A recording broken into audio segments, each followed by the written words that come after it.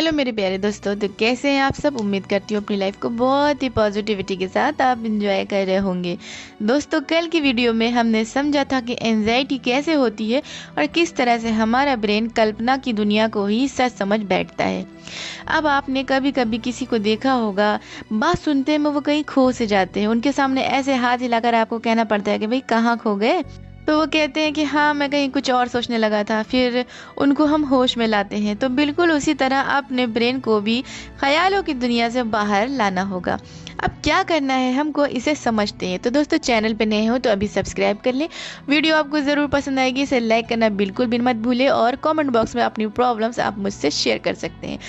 तो स्टार्ट करते हैं बिना किसी देरी के। आप जहाँ भी बैठे हैं आप रिलैक्स होकर बैठ जाओ, मतलब आपको झुककर आगे की तरफ नहीं बैठना है। अब आराम से गहरी सांस लीजिए। अगर आप गहरी सांस नहीं ले पा रहे हैं तो अपने चेस्ट पर एक हाथ और एक हाथ अपने पेट पर रखिए। 3 बार अपनी आंखों को आराम से झपकाइए, फिर गहरी लंबी सांस लीजिए और थोड़ा सांसों को एक्सहेल करने में थोड़ी सी आवाज़ निकालिए, लाइक इस तरीके से। तो मूव नहीं करना है बॉडी को दोस्तों, आराम से बैठे रहना है। अपने पैरों के नीचे की ज़मीन को फील करिए और ब्रेन को एहसास दिलाइए कि ये पल एकदम सेफ है, कोई भी डेंजर जोन में हम नहीं हैं। हम आराम से मज़े से अपने घर में जीवन का आनंद ले रहे हैं। कोई ज़िंदगी और मौत का यहाँ पे सवाल नहीं हो रहा है। और फेस पे थोड़ी सी स्माइल लेकर आइए, क्योंकि आपका स्माइल जो है ना, ये ब्रेन को सिग्नल पहुँचाएगा कि आप मज़े में हैं और आप सेफ हैं। अगर आप इस काम को परफेक्ट नहीं भी कर पा रहे हैं तो भी लगातार बस आपको करना है, क्योंकि दोस्तों यहाँ पे परफेक्ट से ज़्यादा इम्पॉर्टेंट है इसे रोज़ाना की बेसिस पे किया जाए, क्योंकि इससे ब्रेन ट्रेन हो जाएगा कि आपको कैसे माइंडफुलनेस रखनी है, क्योंकि इससे माइंडफुलनेस आएगी और ब्रेन सीख जाता है इस पल में कैसे जिया जाए। क्योंकि एंजाइटी आपको हमेशा फ्यूचर में ले जाती है, इस पल के आनंद से आपको बहुत दूर कर देती है। अगर प्रेजेंट में आप आ जाएंगे तो समझ लो एंजाइटी ख़त्म हो जाएगी। इससे आपका ब्रेन प्रॉपरली होश में आने लगेगा।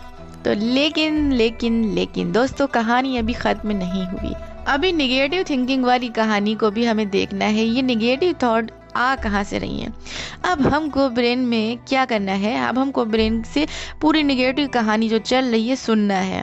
क्या नकारात्मक बातें वो कर रहा है उसे सुनना है और इसे किसी पेज पे लिखना है, ताकि इस कहानी को आप कैच कर सकते हैं।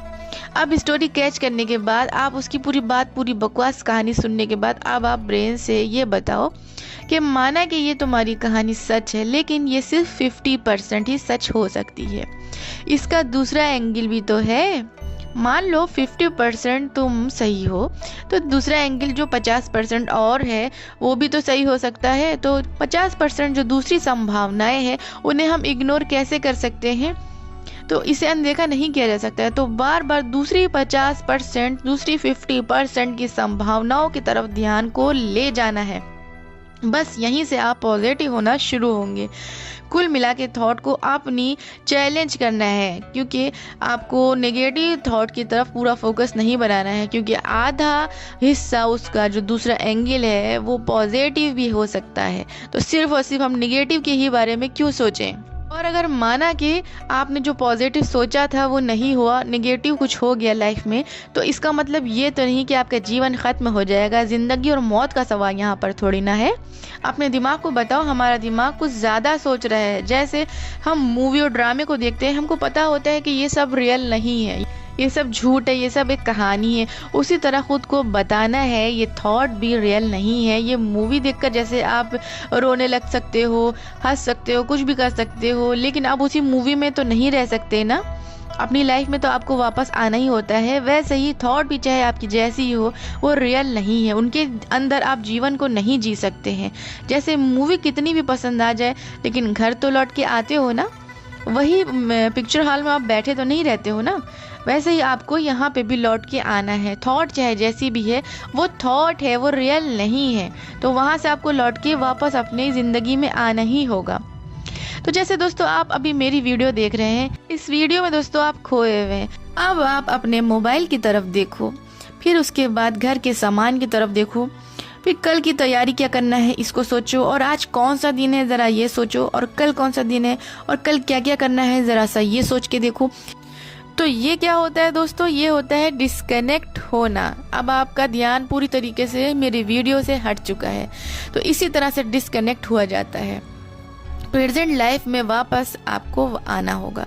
प्रेजेंट लाइफ में आ गए तो इमेजिनेशन से भी आप बाहर आ जाएंगे।